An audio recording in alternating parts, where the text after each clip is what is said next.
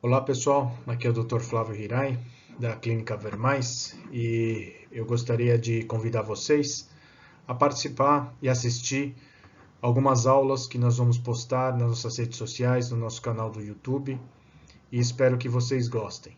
Nós vamos falar um pouquinho das principais doenças oculares e tentar fazer com que vocês entendam mais, né, esse universo que é o universo da visão. E hoje nós vamos começar falando sobre o funcionamento do olho e vamos falar um pouquinho do porquê que a gente usa óculos. Né? Então, espero que vocês gostem. Bom, como é que o olho funciona? 85% do nosso relacionamento com o meio ambiente é através da visão. Então, eu costumo falar para as pessoas que a primeira coisa que a gente faz quando a gente acorda é abrir os olhos. E nesse momento a gente já começa a interagir com o meio ambiente. Né? Então, a gente começa a olhar o que está acontecendo dentro do nosso quarto, para depois começar o dia. E isso a gente faz o dia todo. Né? E é por isso que a visão é tão importante assim.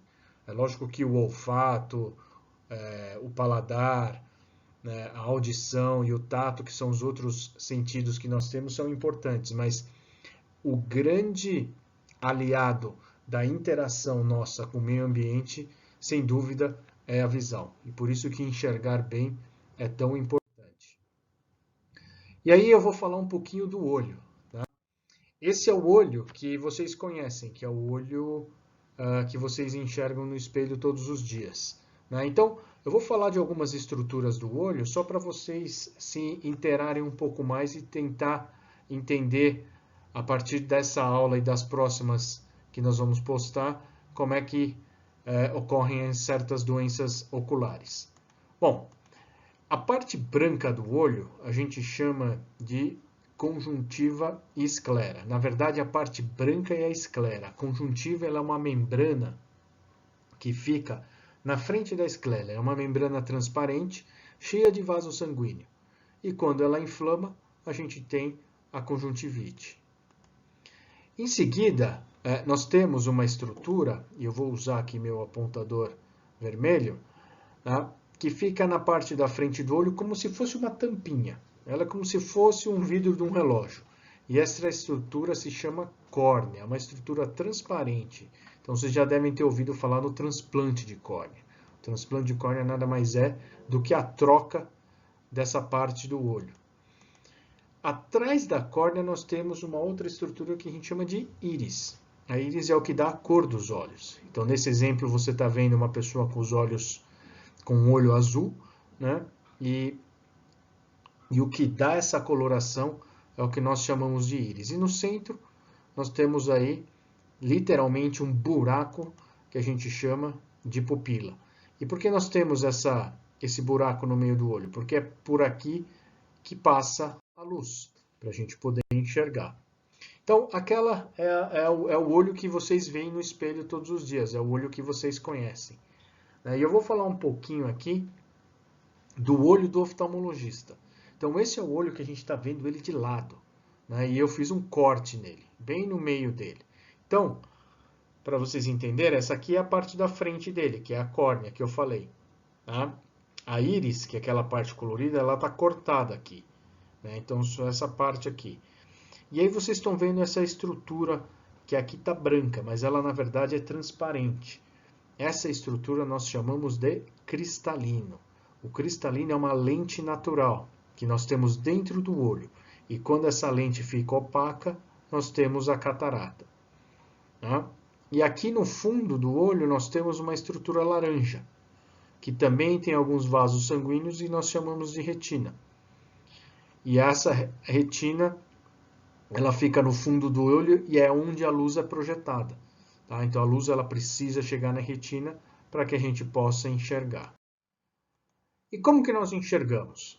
Para nós enxergarmos, nós precisamos obrigatoriamente de termos uma fonte de luz. Então a fonte de luz ela pode ser uma fonte de luz natural, como a luz do sol, ou uma fonte de luz artificial que a gente tem dentro de uma lâmpada. Então, essa luz ela emite raios, né, luminosos que batem nos objetos, elas refletem nos objetos e entram dentro do nosso olho. E com isso, a imagem é formada. Então, colocando aquele olho esquemático que eu mostrei para vocês, então o raio de luz ele entra e ele é desviado pelas lentes que nós temos, que é a primeira lente a córnea, a segunda o cristalino, e com isso ela atinge o foco lá na retina e a imagem é processada no olho para o cérebro, né? E com isso a gente enxerga. Então, uma pessoa que os raios de luz eles chegam certinho no foco na retina, sem o auxílio de nenhuma lente, nós falamos que essa pessoa tem uma emetropia, ou seja, ela é normal.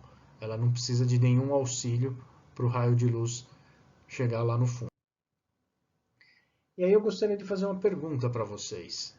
Vocês sabem qual a principal causa de deficiência visual no mundo?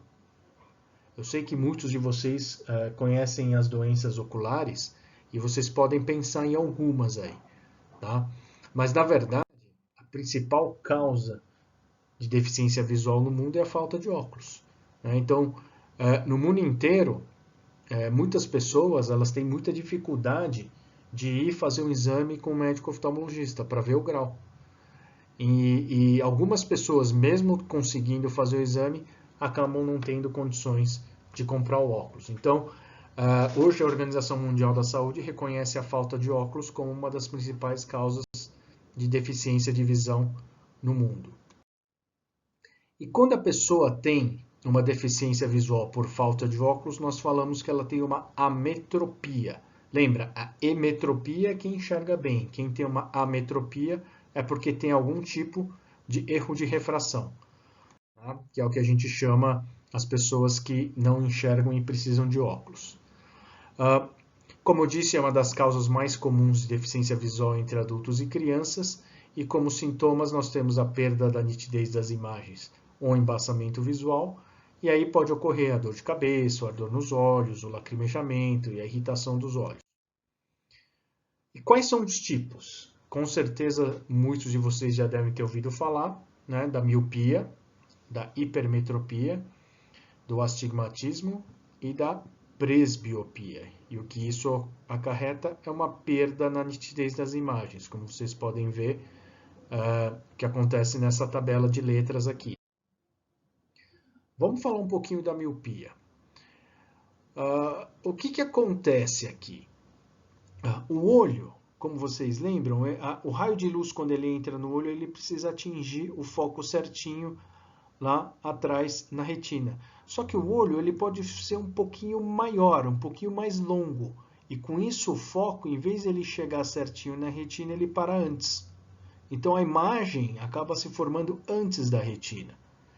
Então, isso daqui a gente chama de miopia. Quando a gente coloca uma lente, a gente corrige a miopia e o foco vai parar certinho lá no fundo do olho. O míope, ele é aquela pessoa que não enxerga de longe. Ela não enxerga de longe. Mesmo tentando forçar a visão, ela não consegue enxergar de longe. Mas de perto ela enxerga bem. Então o míope ele costuma enxergar bem de perto. Obviamente depende do grau. Tá? As pessoas que têm a miopia muito alta, principalmente acima de 6 graus, esses vão ter dificuldade para enxergar, inclusive de perto. Mas assim como o olho ele pode ser um pouquinho maior, um pouquinho grande, ele pode ser pequeno. E aí a gente tem a pessoa que tem hipermetropia. O que acontece?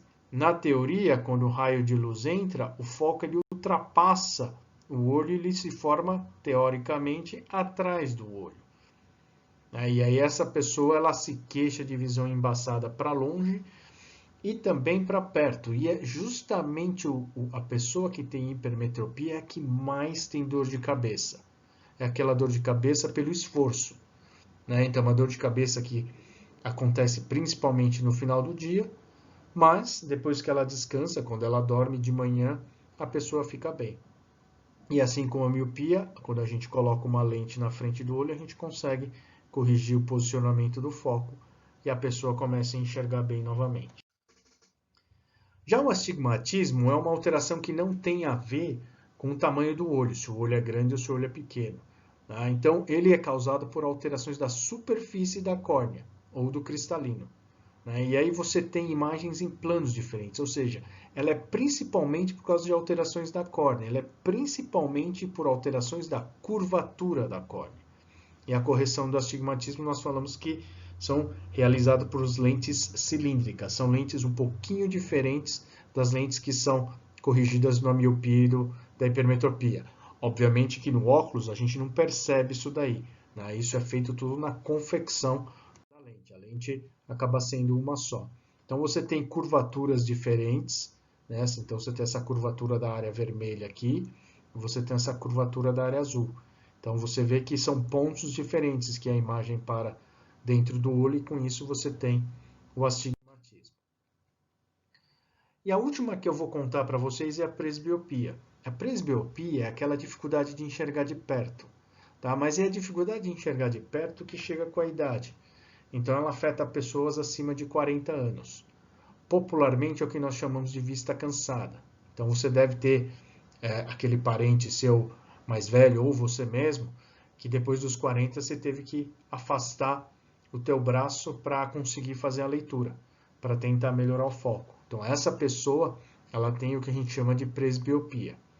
E a presbiopia ocorre porque o sistema de foco natural que nós temos dentro do olho, ele fica fraco e ele vai enfraquecendo cada vez mais com a idade. E chega uma hora que ele fica tão fraco que a gente não consegue mais focar os objetos de perto. E aí a gente precisa do óculos para conseguir corrigir e enxergar novamente.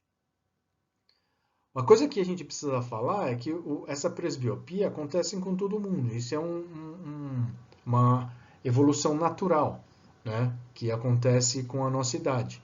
Então, todo mundo em algum momento vai ter essa presbiopia, principalmente depois dos 40 anos de idade. E como é que nós corrigimos então as ametropias? Como eu disse anteriormente, você pode usar o óculos, né, em alguns casos usa lente de contato, e em alguns casos a gente faz o que a gente chama de cirurgia refrativa, ou seja, aquela cirurgia para corrigir o grau.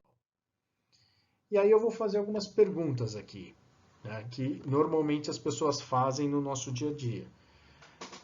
Uma das coisas é, as pessoas têm dúvida que se usar o óculos todos os dias, o grau vai diminuir? E a resposta é não. Tá? O óculos, ele não funciona como um remédio. Então não é porque você usa mais o óculos que o teu grau vai diminuir. Assim como deixar o óculos, não necessariamente o teu grau vai aumentar.